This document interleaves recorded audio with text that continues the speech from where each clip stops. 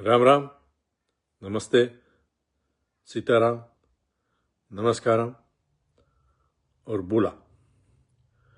तो मैं अभी देख रहा था कि काफी विषय हो रहा है गन्ना के खेती के बारे में, और मैं ये सोचा कि मैं इस पे आज कुछ जिक्र करूं कि गन्ना का व्यवसाय का हालत आज क्यों है और इसके कारण क्या है कि गन्ना का जो व्यवसाय फिजी में क्यों इतना गिर गया है और आने वाले जो साल आएगा ये गन्ना का व्यवसाय किस हालत में होगा।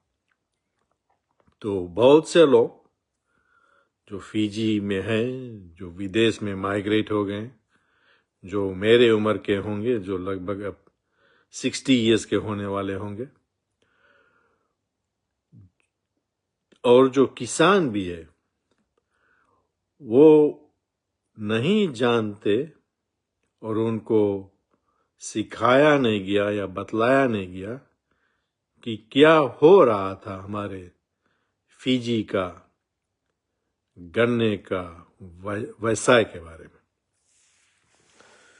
तो मैं थोड़े से आज जिक्र करूंगा क्योंकि बहुत समय मैं नहीं लेना चाहता हूं कि 1968 में शुरुआत हुआ जो जरा गन्ना के बारे में, और गन्ना जराने का जो दिक्कत हुआ, दिक्कत तो सही शब्द नहीं है, लेकिन गन्ना जराने का जो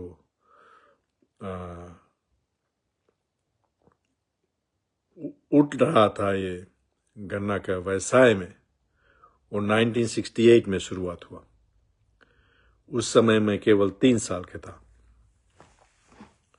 फिर उसके बाद जब फिजी का इंडिपेंडेंस हुआ 1970 में, फिर जब 1972 के बाद जब CSR फिजी से निकल गया, तो उसके बाद अगर जो आप ग्राफ देखेंगे तो जो जरा गन्ना का परसेंटेज मात्रा ऊपर होते ही गया 1968 के बाद, और फिर लगभग 2010 के बाद वो जो जरा गन्ना जो 4 मील में भेजा जाता था वो लगभग 60 और कोई की समय 70%, यानी कि 26 और 70% जरा गन्ना मिल में भेजा गया। तो अगर जो आप मिल चलाते हो तो जितने ही देश में गन्ना पैदा किया जाता है, जैसे मैं ऑस्ट्रेलिया में लगभग 35 इयर्स रह चुका हूं, यहां पर जरा गन्ना नहीं भेजा जाता है मिल में। ब्राजील जो पहला नंबर पे है दुनिया में गन्ना का व्यवसाय के बारे में, वहां पर केवल हरियर गन्ना भेजा जाता है मिल में। और अगर जो आप पढ़ेंगे जरा गन्ना का विषय के बारे में, ये कभी फिजी में कोई किसान के नहीं बतलाया गया और वो बतलाएंगे भी नहीं। इसके बारे में मैं बहुत रिसर्च किया हूं, बहुत पढ़ा हूं कि जब जरा गन्ना मिल में जाता है तो उसका जो प्रोसेस होता है चीनी बनाने के लिए वो बहुत दिक्कत होता है। उसमें आपको बहुत केमिकल्स यूज करना पड़ता है, और एक केमिकल का नाम मैं बता दूं, उसका नाम है डेक्सट्रीन। और डेक्सट्रीन एक बहुत नुकसान वाला, जान जाओ, एक दवा है या केमिकल है जो गन्ने के चीनी के मिल में इस्तेमाल किया जाता है चीनी बनाने में। तो वो एक है। दूसरा ये है कि अगर जो आप जरा गन्ना जराते हो अपने जमीन में, तो गन्ना का पेड़ जरता है लगभग 400 डिग्री सेंटीग्रेड से ज्यादा टेम्परेचर पर। तो आप अपने जमीन को बहुत भारी नुकसान कर रहे हो जितने बार आप अपने गन्ने को जराते हो। और अगर जो आप 1980 से अभी तक गन्ना जराते हो अपने जमीन पर, जो 40 और 5 साल हो गया, तो आप अपने जमीन को बर्बाद कर दिए हो। तो मैं ये नहीं समझ सकता कि 1970 के बाद क्यों फिजी शुगर कॉरपोरेशन, जो हमारे केन फार्मर्स एसोसिएशन थे, जो हमारे फिजी किसान संघ थे, और जो शुगर केन रिसर्च इंस्टीट्यूट था, वो क्यों नहीं ये एजुकेशन किए कि गन्ना नहीं जराए। तो एक विषय है। दूसरा मैं जाता हूं, जो कहा जाता है कि कितना टन आप गन्ना निकालोगे 1 एकड़ में या 1 हेक्टेयर में। और इसके बारे में मैं 1968 से अभी तक जितना गन्ना फिजी में होता है, उसका जो टनज पे एकड़ या टनज पे हेक्टेयर में पढ़ा हूं। और अगर जो आप देखें तो लगभग अभी 20 साल से ज्यादा जो गन्ना का टनज पे एकड़ या हेक्टेयर, वो लगभग गिर गया है 40 टन पे एकड़ या हेक्टेयर।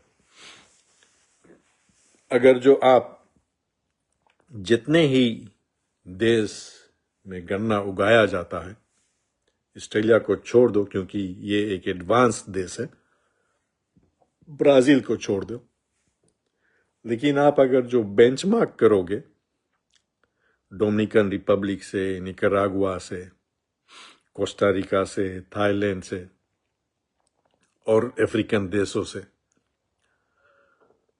तो फिजी के अगर जो आप उसमें रखे इस देश के साथ, तो जो फिजी का जो टनज उगाया जाता है 1 बीघा में या 1 हेक्टेयर में, वो शायद सबसे नीचे ग्राफ में रहेगा। तो साधारण शब्द में ये बता दूं कि ईयर 2000 के बाद अगर जो आप ग्राफ देखेंगे और पढ़ेंगे, तो फिजी इसमें सबसे बेकार देश है गन्ना का व्यवसाय के में। तो अगर जो आप 40 टन पैदा करते हो 1 बीघा या 1 हेक्टेयर में, तो आपका जो गन्ना का व्यवसाय अगर जो आप लेंगे तो वो बहुत बुरा है। उससे फायदा गन्ना आप नहीं उगाए।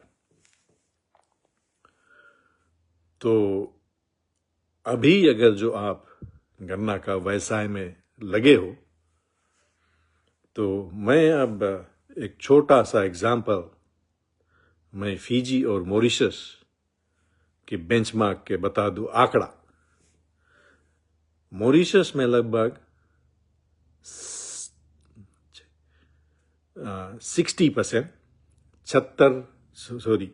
60 टन या 76 टन गन्ना 1 एकड़ या 1 हेक्टेयर में होता है। और फिजी अगर जो ले तो केवल 40 टन। तो 20 टन का अंतर है।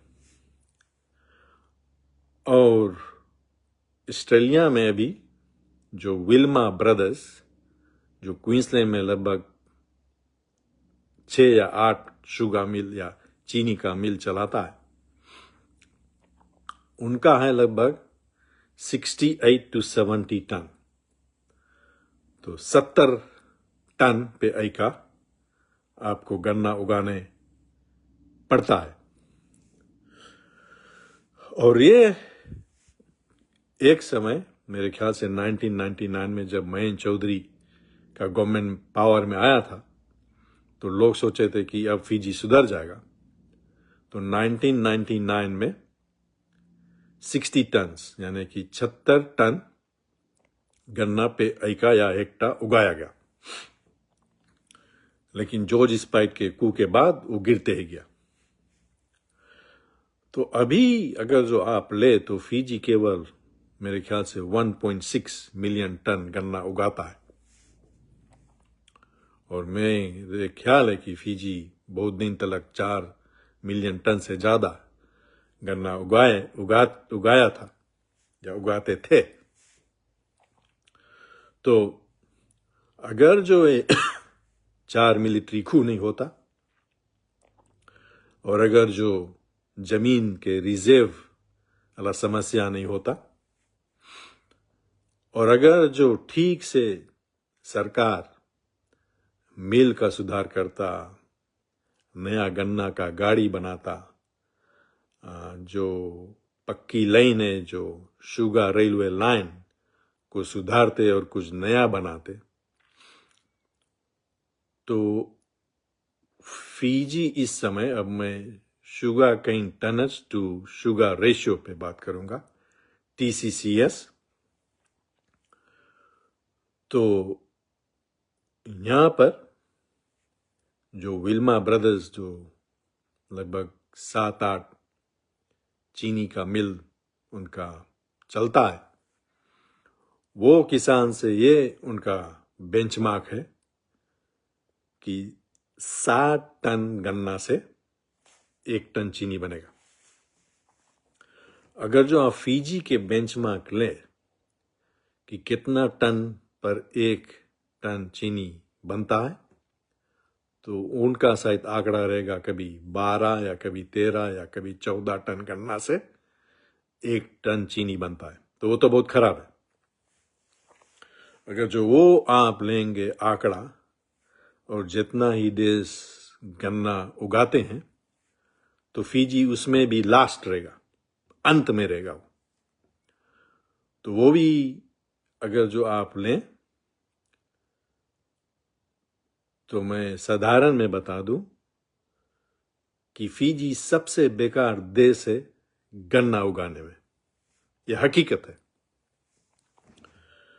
और कुछ लोग अभी भी बक रहे हैं फेसबुक पे, मैं इधर उधर पढ़ रहा हूं, कभी मैं कहीं जाता हूं तो यही बात होता है कि अलायंस पार्टी के नीचे तो बहुत फीजी ठीक था, गन्ना का व्यवसाय बड़ा ठीक था। तो मैं उन लोगों को बताना चाहता हूं, और जो किसान लोग को भी मैं बताना चाहता हूं कि इंडिपेंडेंस के बाद 1970 से 1987 जब कू हुआ रंबुका से, तो केवल 1981 में, क्योंकि 1982 में इलेक्शन होने को था, तब रातू मारा ने नागन इंजीनियरिंग बा में उनको बताया कि आप 100 गन्ना के गाड़ी बनाए। तो 17 साल में केवल 100 गन्ने की गाड़ी बनाया या बना। कारण ये था कि अगर जो वो बन जाता, और बनाने का कारण ये था वो 100 गन्ना का गाड़ी, कि अलायंस पार्टी का एक टेक्निक था कि वो शायद जो नेशनल सीट है बा में, फीजियन और इंडियन नेशनल सीट, वो जीत जाएंगे। तो अब मैं चलता हूं कि अगर जो कोई देश का जितना ही पैसा वो आता है देश में या देश कमाता है, तो अगर जो आप 1970 से 1987 ले, तो लगभग 70 to 75%, 70% से 70 और 5% लगभग फीजी का जो पैसा आता था ओवरसीज से, या जो आमदनी होता था, वो गन्ने से होता था। लगभग सब सिविल सर्वेंट्स का जो तलब होता था, वो गन्ने के पैसा से वो पे करते थे। तो कोई भी देश, जैसे ऑस्ट्रेलिया है मान लो, यहाँ पर माइनिंग बहुत ज्यादा पैसा यहाँ इस देश में लाता है, चाहे कोल माइनिंग हो चाहे आयन हो। तो यहाँ पर मिनिस्ट्री ऑफ माइंस होता है, एक असिस्टेंट मिनिस्टर फॉर माइंस होता है, बहुत से लॉबी ग्रुप होता है माइंस का। तो फीजी में 1970 से 1987 कभी कोई मिनिस्ट्री ऑफ शुगर नहीं था। तो अगर जो रहता एक मिनिस्टर फॉर शुगर और कोई खास व्यक्ति रहता, सच इंसान रहता, तो जो पक्की लाइन का सुधार वो बहुत ठीक से होता। कुछ हर साल 100 या 50 नया गन्ने के गाड़ी बनाया जाता। उसमें कुछ सुधार होता कि किस तरह के गाड़ी हम बनाएं कि अच्छे से गन्ना को लादा जाए। अगर जो आप 1970 इंडिपेंडेंस जब हुआ तो जो चारों शुगर मिल है यानी कि चीनी का मिल वो लगभग 70 ईयर्स चल गए थे। तो जब सीएसआर देश छोड़कर भागा तो समय आ गया था कि बहुत सारा रेनोवेशन होना चाहिए था ये सब चीनी का मिल में। वो तो हुआ नहीं। फिर रंबुका ने coup किया, उसका सरकार चल रहा था, तो मिल का स्थिति तो और बिगड़ गया। तो वो जो 17 साल अलायंस गवर्नमेंट का सरकार था उसमें मिल का हालत बहुत बिगड़ गया। लेकिन ये सच कभी कोई गन्ने के किसान को नहीं बताया गया। तो बहुत दिन बाद मैं 2014 में मैंने पढ़ा, मेरे ख्याल से, जब एक साउथ अफ्रीकन बंदा फिजी शुगर कॉर्पोरेशन का सीईओ बना, तो उसने जब वो जूस एक्सट्रैक्टर यानी कि जो चीनी का जो जूस होता है, वो जो एक्सट्रैक्टिंग मशीन, और 1981 के बाद वो बदला नहीं गया था। तो इसके मतलब ये होता था कि लगभग 1985 के बाद लेटोका शुगर मिल अगर जो आप बेंचमार्क करें पूरा दुनिया में, वो सबसे बेकार चीनी का मिल पूरा दुनिया में चलता था। तो इसके मतलब ये होता है कि वो ज्यादा से ज्यादा टन गन्ना लगता था 1 टन चीनी बनाने में। और जब जूस एक्सट्रैक्टर मशीन आप इतने खराब हालत में चला रहे हो, तो इसके मतलब ये है कि जितना चीनी बनाना चाहिए था वो जूस में, वो नहीं बन सकता था। तो ऐसे किसान को बेवकूफ बनाया गया फिजी में, पगला बनाया गया। और इसके कारण ये लोग भी हैं जो फिजी के जो हमारे हिंदुस्तानी लोग जनरल मैनेजर बनते थे या सुपरिटेंडेंट थे हमारे 4 शुगर मिल में। रशीद अली, रामकरण सिंह, जयराज सिंह, मुत्तुसामी और भी ये लोग, ये कुछ काम नहीं किए हमारे गन्ना के व्यवसाय के बारे में। तो ये है हकीकत। और फिर मैं ये पढ़ रहा था कि जो शुगर मिनिस्टर है चरणजीत सिंह, वो कहता था अभी जल्दी, लगभग 2 हफ्ता हुआ, कि वो गन्ने का व्यवसाय को सुधारेगा और फिर 3 मिलियन टन से ज्यादा वो गन्ना उगाएगा फिजी में। ये बकवास क्यों कर रहे हो? मैं एक रिसर्च किया था और मैं इसका प्रेजेंटेशन भी किया था कि कितने ज्यादा जमीन रिजर्व हो गए। और फिर जो क्राउन लैंड शेड्यूल आई और बी वो नेटिव हो गया। 2000 के बाद वो काफी लोगों को केवल 30 साल का लीज मिला। मैं एक एरिया बता दूं, जो माला, नवाईदुम्बा, मोमी, सवसावू, कम्बिसी, लोमवाई, ये जो एरिया है, यहाँ पर काफी क्राउन लैंड शेड्यूल आई और बी था, वो सब नेटिव हो गया। 5 साल बाद ये सब जमीन का लीज का रिन्यूअल का समय हो जाएगा और पहले से अभी अभी से वो मतंगाली बता दिए कि आपको जमीन नहीं मिलेगा।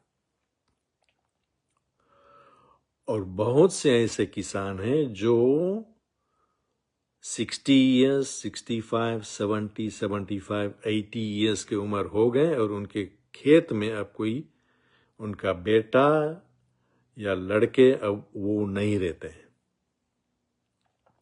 तो जब वो गुजर जाएंगे, वो खेत में गन्ना कभी होगा भी नहीं। तो मैं ये बतलाना चाहता हूं, जो मिनिस्टर है, जो फिजी शुगर कॉरपोरेशन के चीफ एग्जीक्यूटिव हैं, जो मिल के मैनेजर हैं, जो शुगर रिसर्च इंस्टीट्यूट में काम करते हैं, कि पहले आप रिसर्च करें। अगर जो 12,000 या 10,000 गन्ने के किसान हैं, तो एक रिसर्च करें और उनको आप एक टेबलेट करें डाटा, और एक्सेल स्प्रेडशीट में आप प्रोड्यूस करें उसको,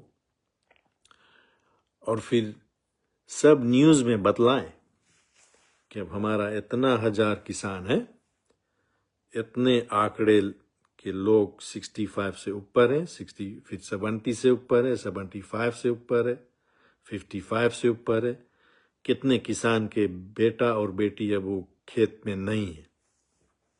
तब आपको पता चलेगा कि गन्ने का जो वैसा है उसका कोई फ्यूचर है फिजी में कि नहीं है।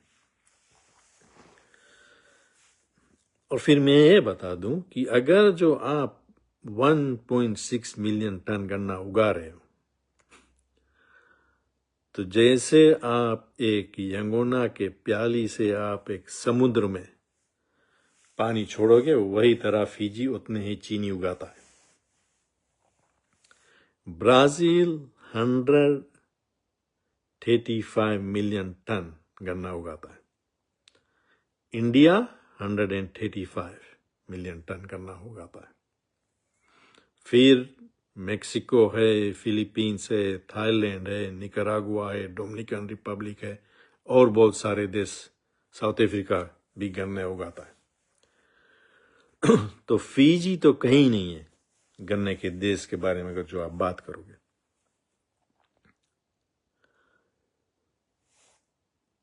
तो ये फ्यूचर जो है वो शायद 5 साल में गन्ना का व्यवसाय वेस्टर्न डिवीजन में बंद ही हो जाएगा।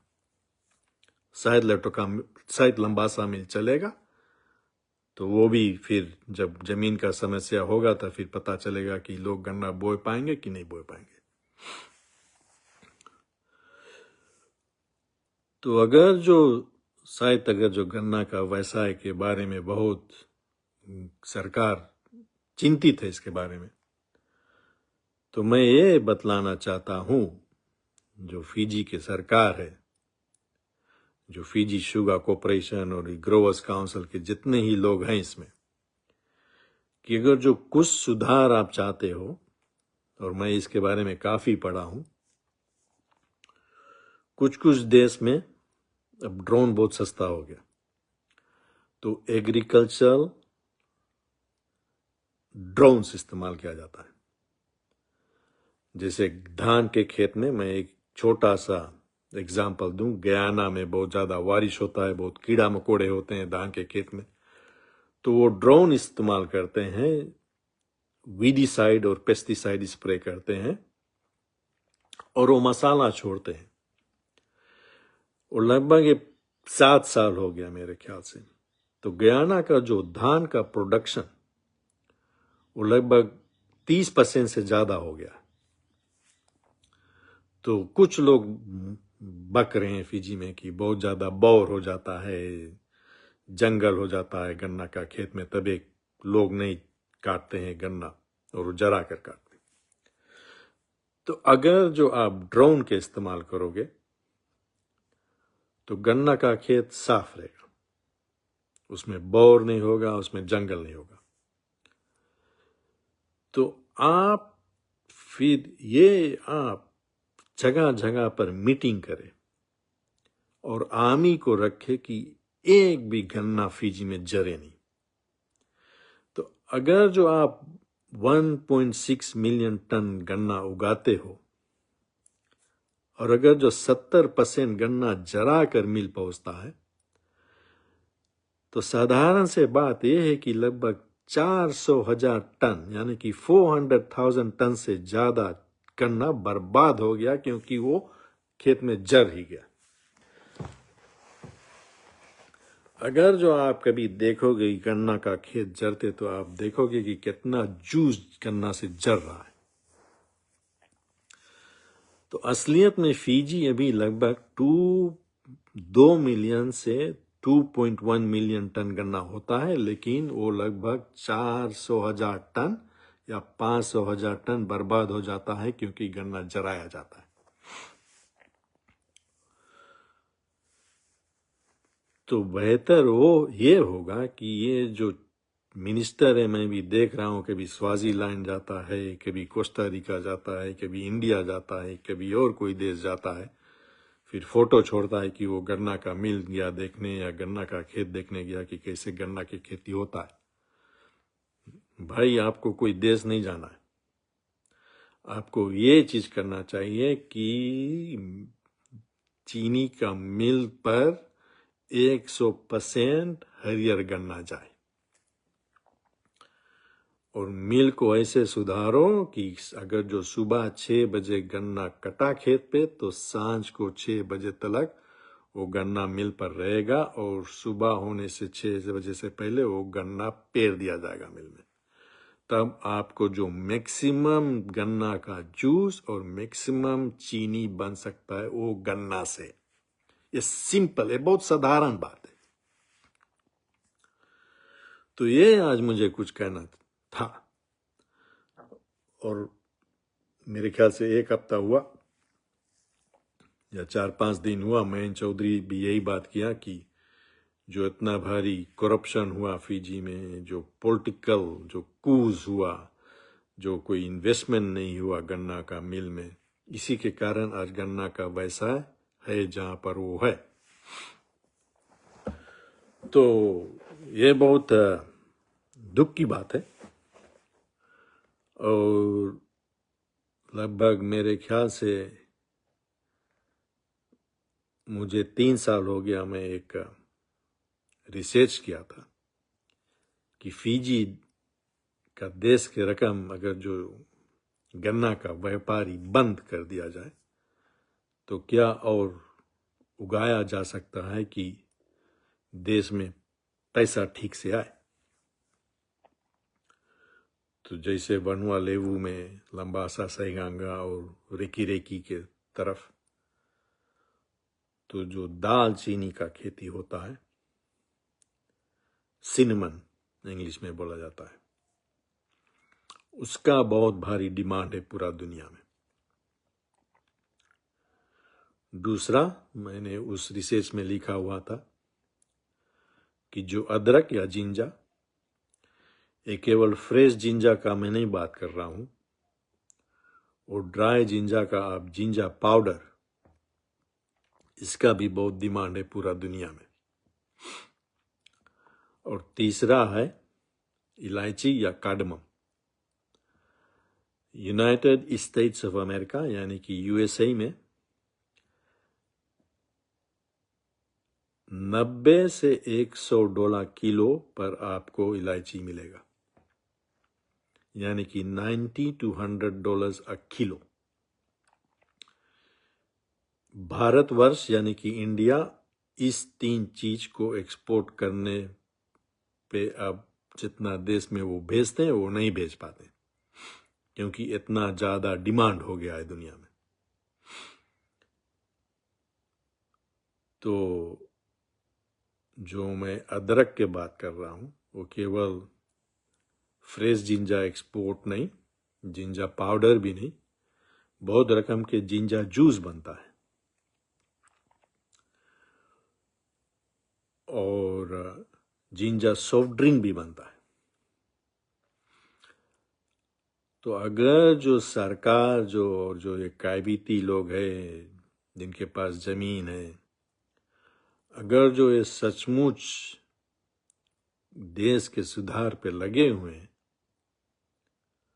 तो मैं जो ये 3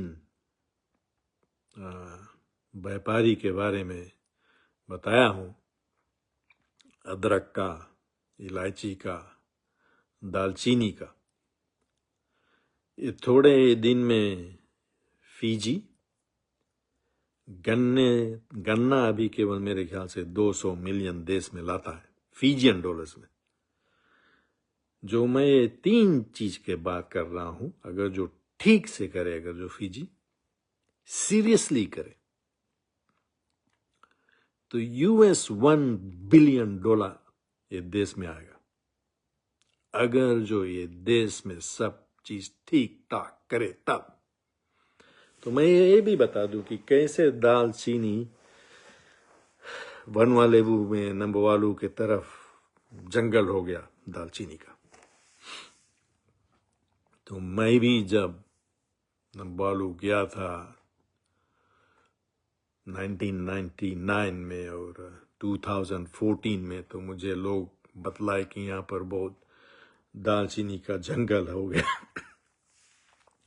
तो मैंने सोचा कि हाँ, शायद ऐसे ही फीजी का जो क्लाइमेट है उसके कारण शायद कहीं से दालचीनी का भी आ गया होगा, और ये फिर वो जो बुआ और दोकंड्रोव एरिया में, बुआ में ज़्यादा कि हो गया। तो जब मैं लगभग 3 साल हुआ जब मैं एक गिरमिट का रिसर्च में मैं बहुत जुटा, और जब पहला हिंदुस्तानी लोग को जब बुआ में लेके गए वाइनिनू बे में, डेविड विपी के स्टेट पर, कैप्टन रोबी के स्टेट में, कादीवांगा के स्टेट में, फिर और सब बगल, तो गिरमिटिया लोग दालचीनी के बिया लाए थे। और दालचीनी का पेड़ जब बड़ा हो जाता है तो उसका बिया जब पक जाता है, तब वो हवा से जब उड़ता है, तो क्योंकि वहां पर इतना ज्यादा बारिश होता है और उतना तगड़ा जमीन है, वेल्कोनिक सोइल, कि वहां अपने से दालचीनी का पेड़ हो गया, वो जंगल हो गया, वहां कोई बोया नहीं। आज तक 140 साल हो गया, 120 साल हो गया, कोई की जगह पर 130 साल हो गया, कोई हिंदुस्तानी व्यक्ति या कोई कायवीती व्यक्ति आज तक दालचीनी का पेड़ बोया नहीं, कोई नहीं बोया, वो अपने से हो गया।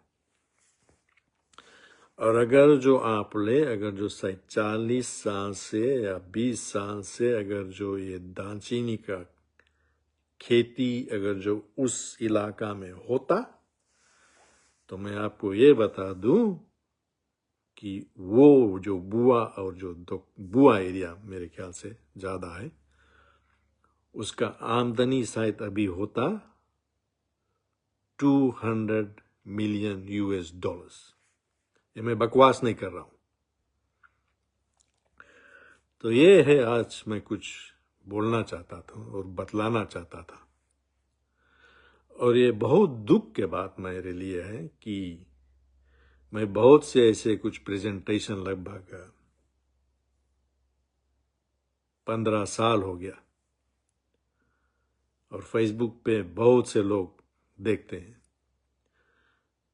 लेकिन ये बहुत दुख के बात है कि आज तक मुझे कभी फीजी ब्रॉडकास्टिंग कॉरपोरेशन, कभी रेडियो नौतरंग, कभी फीजी विलेज न्यूज, या कोई जो हिंदुस्तानी व्यक्ति जो रेडियो स्टेशन चलाते हैं सिडनी में, ब्रिस्बेन में, ओकलैंड में रेडियो तराना, वो कभी मुझे संपर्क नहीं किए। पहला बार लगभग 1 महीना हो गया, 1 महीना से ज़्यादा, फीजी विलेज न्यूज़ मुझे गिरमिट के बारे में कुछ बात की, लेकिन वो जो आधा प्रेजेंटेशन वो नहीं प्रेजेंट किए, क्योंकि वो सच्चाई था कि कैसे हिंदुस्तानी लोग को रामबी, तव्यूनी, नतेवा बे, मोकोंगाई, वोकाया आइलैंड, वाइनुनु बे में बसाया गया, फिर बाद में गन्ना का व्यवसाय शुरू हुआ। तो यहीं पर मैं छोड़ता हूं।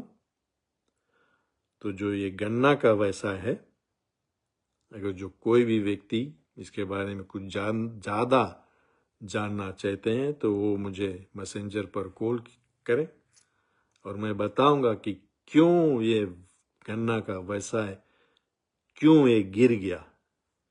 ये 1970 में इंडिपेंडेंस हुआ, अब 2025 हो गया।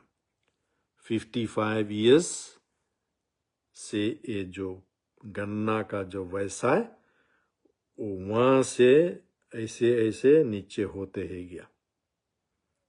ये 1999 का बाद का ये विषय नहीं है, 1987 के बाद रंबुका के कू के बाद ये विषय नहीं है। ये शुरुआत हुआ जैसे इंडिपेंडेंस मिला फिजी को 1970 में, वहां से गन्ना का व्यवसाय ऐसे नीचे होते ही गया और ये अंत हो जाएगा। तो यहीं पर मैं छोड़ता हूं। सबको धन्यवाद।